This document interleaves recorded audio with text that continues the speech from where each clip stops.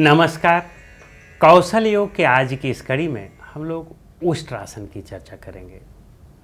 उष्ट्रासन एक बहुत महत्वपूर्ण अभ्यास है।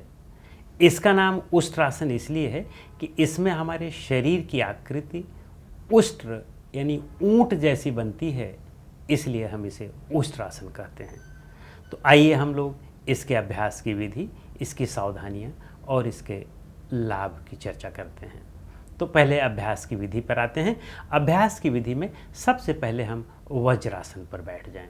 तो वज्रासन के लिए दोनों पैरों को आपको आगे की ओर इस तरह से रखना है और अच्छी तरह से दंडासन पर बैठना है। ध्यान रखें कि हमारे आसन का लक्ष्य क्या है। आसन का लक्ष्य है हमारा शरीर के सारे द्वंद्व समाप्त हो जाएं। और वह द्वंद्व कैसे समाप्त होते हैं? हमें स्थिरता पूर्वक करना है, बहुत ज़बरदस्ती हबड़ा दबड़ी में नहीं करना है, पूरी तरह से स्थिरता पूर्वक और सुखपूर्वक। सुखपूर्वक का मतलब कि जितना देर आप उसमें आसानी से रह पाएँ। इसीलिए महर्षि आसन के दूसरे सूत्र में कहते हैं कि प्रयत्न शैथिल्यम, प्रयत्न की शिथिलता हो। शिथिलता का मतलब यहाँ आलस्य नहीं है। शिथिलता का मतलब है कि जितना आप सहजता पूर्वक कर सकें। और फिर कहते हैं अनंत समापत्तिभ्याम, मन को अनंत पर लगा करके रखें, मन को अपने स्वरूप पर, अपने पुरुष स्वरूप पर लगा करके रखें। तो इसका अभिप्राय है कि अब आप योग की एक सीढ़ी चढ़ रहे हैं। तो योग की हर एक सीढ़ियों का लक्ष्य है कि आपको वह धीरे धीरे सूक्ष्मता की ओर पहुंचाता जाए। तो पहले आप स्थूल पर हैं, शरीर पर हैं, धीरे धीरे और सूक्ष्म होते जाएंगे। फिर प्राणायाम है, प्रत्याहार है, अपने इंद्रियों का विड्रॉल करेंगे। फिर आप धारणा ध्यान समाधि करेंगे, अपने मन को एकाग्र करेंगे और अंततः मन को पूरी तरह से समाप्त करके अपने स्वरूप में आ जाएंगे। यही हमारे योग का लक्ष्य है। और शुरुआत हम आसन से करते हैं, तो इसलिए एकाग्रता हमें यहाँ भी रखना है, लेकिन यहाँ पर हमें शरीर के प्रति एकाग्रता रखनी है। तो आइए हम लोग देखते हैं वज्रासन कैसे किया जाता है। अपने एक पैर को, किसी भी पैर को घुटने से मोड़ेंगे और इसकी एड़ी को उसी साइड के हिप के ऐसे बगल में रख देंगे, यानी आपका शोल उस पर आपका एक साइड का हिप स्थित हो जाएगा। इसी तरह से दूसरे पैर मोड़ करके और इसको भी हम उसी तरह से रख लें, शोल पर हमारा हिप हो जाए और हमारी एड़ियाँ वे अगल बगल हों। हमें एड़ियों पर नहीं बैठना है, एड़ियाँ हमारी बिल्कुल साइड में होनी चाहिए, लैटरल साइड ऑफ द हिप्स। अब इस तरह से यह हमारा वज्रासन है। सीधा रीढ़ गला और सिर को सीधा करके हम बैठ जाते हैं। अब इसके बाद हम उष्ट्रासन के लिए तैयार हों। उष्ट्रासन में हमें घुटनों पर खड़े होना है।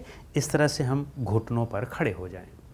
अब हम दोनों पैर के घुटनों में गैप कर लें और जितना गैप घुटनों में है उतना ही गैप हमारे पैर के पीछे वाले भाग में, पंजों में भी होना चाहिए।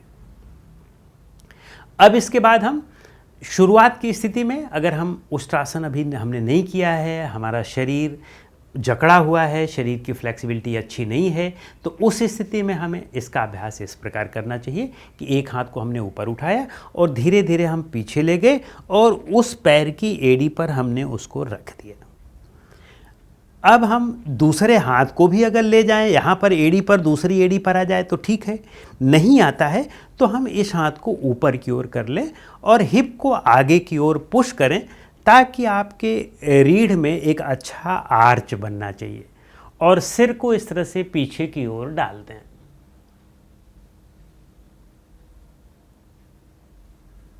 आरामदायक समय तक यहाँ रुक करके वापस आएं। यही क्रिया अब हम दूसरे हाथ से कर लें।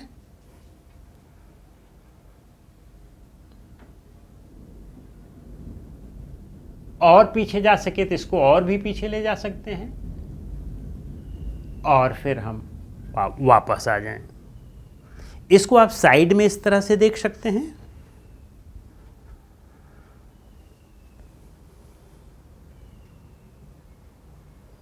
और रीढ़ को आप देखें कि हमें इस तरह से आर्च बनाना है। ऐसे सामान्यतः लोग ऐसे कर लेते हैं, ऐसे नहीं करना है, इस तरह से नहीं करना है। इसमें रीढ़ में आर्च बनना है।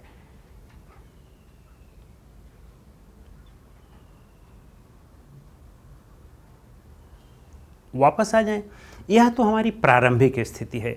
प्रारंभिक स्थिति के बाद कुछ दिन आप इसका अभ्यास करें और निरंतर अभ्यास करते जाएं तो आप ये देखेंगे कि अब आपके रीढ़ में पहले से ज़्यादा फ्लेक्सिबिलिटी आ गई है, जो उसका जकड़न है वह धीरे धीरे समाप्त हो रहा है।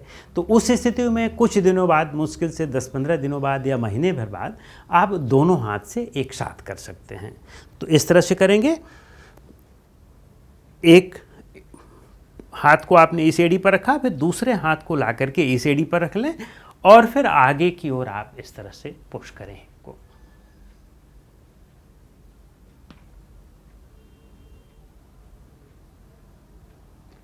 आरामदायक समय तक रुके रहेंगे। यहां आपको सजग भी रहना है, कहां खिंचाव है, कहां दबाव है, श्वास कैसे चल रही है। फिर आप जब वापस आएं तो वापस इस तरह से आ जाएं, फिर दूसरे हाथ को ले आएं। आइए अब हम इसे साइड में देख लेते हैं।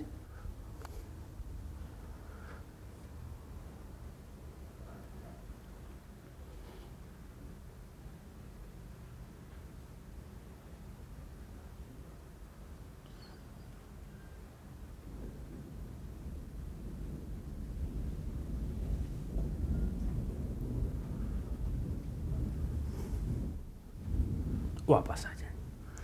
हो सकता है कि शुरुआत की स्थिति में आपकी फ्लेक्सिबिलिटी अधिक नहीं है, तो आप अपने पैर को टोज पर भी इस तरह से रख सकते हैं और फिर आप दोनों हाथ से करेंगे तो सरलता होगी।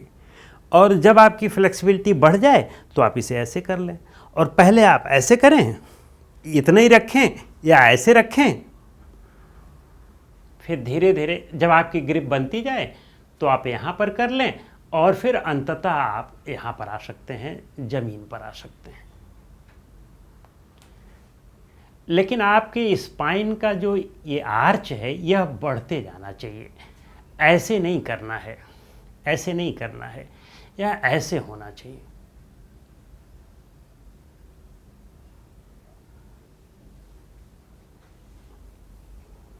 वापस आ जाएं। तो इस तरह से यह हमारा उष्ट्रासन है। उष्ट्रासन वास्तव में यह भी एक बहुत महत्वपूर्ण आसन है। जब आप इस आसन का नियमित अभ्यास करें तो आप ये देखेंगे कि आपकी पूरी स्पाइन, यद्यपि हमारी स्पाइन में 33 वर्टिब्रा होती हैं, सर्वाइकल जो हमारा ये मेडुला का पार्ट है, मेडुला से ही पहली वर्टिब्रा शुरू होती है और नीचे, सबसे नीचे जो हमारा पुच्छ का पार्ट होता है, पूंछ का भाग होता है, वहाँ तक 33 वर्टिब्रा हैं और उनको 5 भागों में बांटा गया है सुविधा की दृष्टि से। तो वे सारी वर्टिब्रा इससे बहुत मजबूत और सशक्त हो जाती हैं। यानी कि रीढ़ जो हमारे पूरे नर्वस सिस्टम का आधार है, ब्रेन और रीढ़ यही सेंट्रल नर्वस सिस्टम माना जाता है।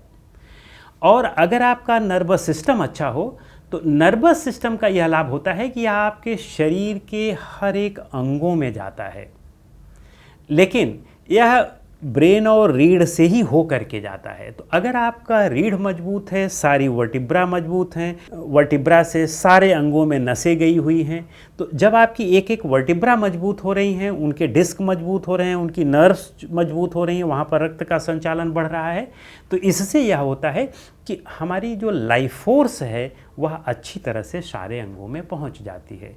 और लाइफ फोर्स वहाँ पर पहुँचने का यह मतलब है कि आपका जो शरीर है उसमें लाइफ फोर्स बढ़ गई है, और उसके बढ़ने का यह मतलब है कि उसमें विगर आ जाता है, शक्ति आ जाती है, स्फूर्ति आ जाती है और कुछ करने की स्थिति आ जाती है, अन्यथा पैसिविटी बनी रहती है, यानी शरीर एक्टिव हो जाता है, क्योंकि उनमें रक्त का संचालन और उनकी सारी नसों में प्राण शक्ति या चेतना शक्ति बढ़ गई है।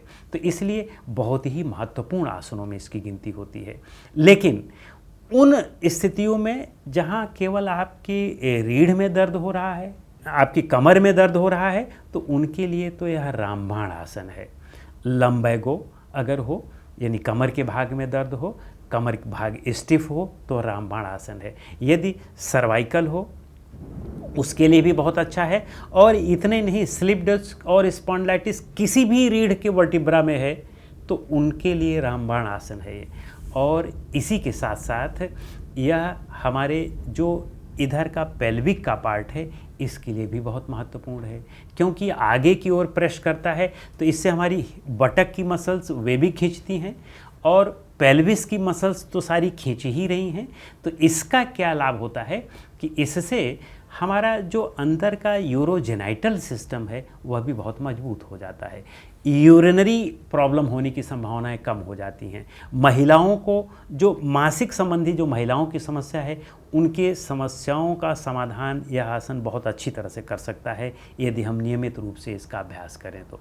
और पुरुषों के लिए भी जो जेनाइटल संबंधी समस्याएं हैं उनके लिए भी बहुत उपयोगी आसन है। जैसे प्रोस्टेट के लिए बहुत अच्छा है, प्रोस्टेट के लिए, ब्लैडर के लिए, और इतने नहीं और भी जितने भी जननांग हैं उन सब के लिए बहुत अच्छे आसन हैं, बहुत अच्छा आसन है, बहुत अच्छी भूमिका अदा करता है। तो इस तरह से यह बहुत महत्वपूर्ण आसन है। और इसी के साथ यह हमारी थाइस की मसल्स को, अगर आप इसका अभ्यास करके देखें तो आप देखें कि जो हमारी क्वाड्रिसेप्स मसल्स हैं और हैमस्ट्रिंग मसल हैं थाइस की, ये भी खींचती हैं। तो इसके अभ्यास से ये अंग मजबूत हो जाते हैं, यहाँ पर रक्त का संचालन बढ़ जाता है। और यहाँ पर रक्त का संचालन बढ़ने का मतलब है कि आपके पैर भी बहुत मजबूत होते हैं। और पेट पर तो रक्त का संचालन बढ़ता ही है, पेट पर अच्छा खिंचाव आता ही है, क्योंकि रीढ़ के निचले भाग को जब आप वो आगे की ओर खींचते हैं तो पेट पर अपने आप ही प्रभाव पड़ता है। तो पेट की मांसपेशियां भी बहुत अच्छी तरह से खींचती हैं, किडनी के लिए भी बहुत लाभदायक है। और वास्तव में यह आसन एक रामबाण आसन है हर चीज़ों के लिए।